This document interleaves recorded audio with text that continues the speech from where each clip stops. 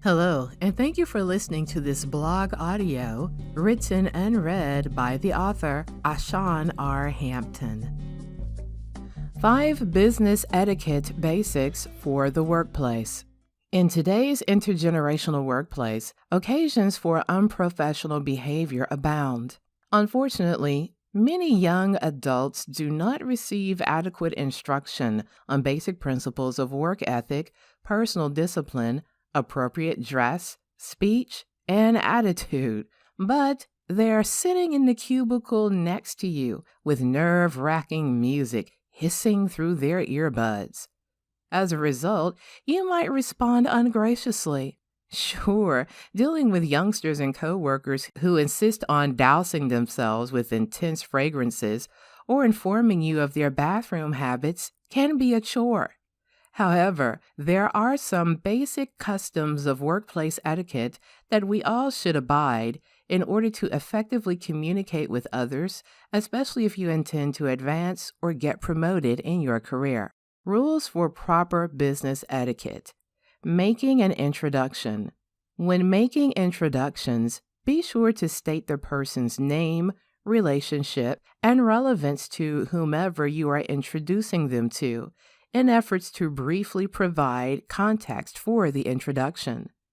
Use these general guidelines when introducing yourself to others as well. Here are some examples. Hello, this is Terry Smith from accounting. He's a new hire, and I'm introducing him to everyone on this floor. Hello, my name is Dora Chambers. I'm a guest of Terry Smith, the supervisor for accounting. At times, you might be on the receiving end of an introduction whereby someone is being introduced to you. In this case, remember these gentle reminders in your head without looking weird or preoccupied. Hopefully, these reminders will come naturally to you. When listening to an introduction, listen carefully. Make a mental note of the person's name. Offer a firm handshake or wait for the other person to extend their hand first as a courtesy. Smile to show interest and goodwill toward the person being introduced. Speak courteously and mention the person's name when responding to the introduction. Here's an example of a response. Okay, so you're Terry Smith from accounting. Good to meet you. I hope you like working with us. If you need anything, just let me know. Making an apology. Many of us have been taught not to apologize, as if doing so is a sign of weakness or an admission of guilt or ineptitude. However, we all eventually make mistakes, large or small, and will need to extend an apology at some point in our professional work environments. Instead of avoiding the situation, take the initiative in offering a sincere apology and plan for correction. First and foremost, if you make a mistake, admit to it without hesitation. Do not attempt to transfer blame to someone else, either directly or indirectly. When making an apology, acknowledge your mistake specifically. If you forgot to file an important brief by the deadline, then say so. Tell the truth to avoid further damage or consequences. Offer a reasonable explanation. Offer to correct your mistake. If you are unsure, ask what you can do to make things right. Also, tell how you will avoid this mistake in the future. Keep your apology brief and direct. Do not ramble due to nervousness or as a tactic to avoid taking responsibility. Lastly, be sincere. Others can tell if your apology is fake or disingenuous. Making a request.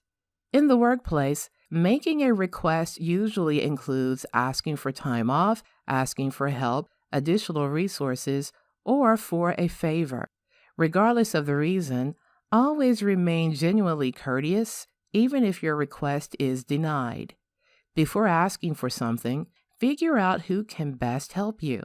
Decide how to approach the person based on their personality. Do they respond to friendly small talk or direct statements?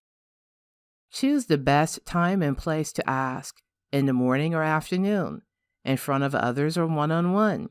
Again, gauge the situation based on the preferences of the person you need to ask. Be specific. Ask for exactly what you need and why. Communicate a time frame. Is your request a one-time occurrence or will it involve long-term changes? Does your request include a deadline?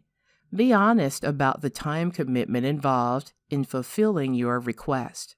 Giving constructive criticism. Giving and receiving criticism is difficult because it makes us feel wrong.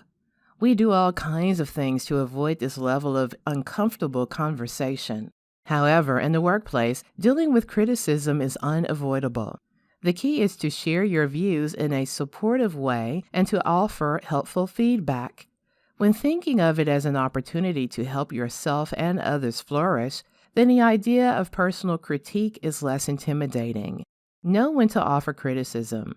In fact, are you the right person, or should another supervisor or manager deliver the feedback? Choose an appropriate time and meeting place to discuss your concerns. Be empathetic. Put yourself in the other person's shoes. How would you feel as a receiver of criticism? How would you like to be treated? Remember to be supportive and courteous. Mix positive and negative comments. In fact, start with a compliment, then slide into the awkward part of the conversation. As a general rule of thumb, sandwich a negative between two positive comments. Teachers are experts at this when it comes to student evaluations. Example of constructive criticism. Hey Ken, I noticed that you're always on time for work, which is fantastic. However, I see that you're spending a lot of time away from your desk. Are you okay? Is something happening that we need to work out? If not, I'll have to start documenting your work activities. But you're a good employee and everybody likes you, so I would hate to start doing that. Be descriptive. Focus on the behavior, not the person. Keep your criticisms as objective as possible and do not slip into personal attacks or judgments. For example, instead of saying, "You sound mean and unfriendly on the phone," try saying, "Your voice sounds rushed and annoyed." Offer suggestions for solutions as soon as possible. Do not focus on the problems, but spend more time outlining plans for improvement. Receiving constructive criticism. No one enjoys hearing criticism, but do not take it personally. Listen without reacting negatively, especially if you disagree with the person's assessment of your performance. Since it is hard for us to accurately judge ourselves, receiving feedback from others actually helps you to correct, learn, and advance in your personal and professional goals. Listen carefully without interrupting. Ask questions.